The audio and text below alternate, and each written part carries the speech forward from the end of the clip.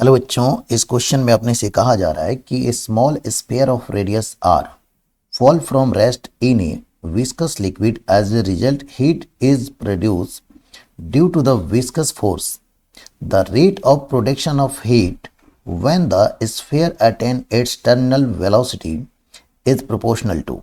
बच्चों यहाँ पे अगर आप ध्यान से देखेंगे तो rate of production of heat का मतलब पावर से है ना। बिकॉज अगर हम बात करते हैं तो पावर इक्वल टू बच्चों होता है, आप देखेंगे तो D W upon D T या D E upon D T भी लिख सकते हैं। इसी को हम लिखते हैं एफ डॉट भी लिख सकते हैं, जहाँ वी क्या है, टर्मिनल वेलोसिटी है। ठीक है, देखो बच्चों, अगर हम बात करते हैं यहाँ पे फोर्स की, अगर चर्चा करते हैं जिसको विस्कस फोर्स बोलते हैं। अगर ये स्मॉल स्फेयर है ना, इस तरीके से स्फेयर है और ये जब इसकी रेडियस कितनी दिया है, आर दिया है, और जब ये किसी लिक्विड में गिरेगा तो इस पे एक विस्कस फोर्स लगेंगे, है ना।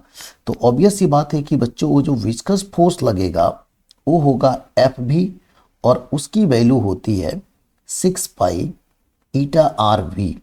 मतलब कि कुल मिला के आप लिख सकते हो F directly proportional to R वी लिख सकते हो, जहां वी क्या है बच्चों, टर्मिनल वेलोसिटी है, हाँ या ना।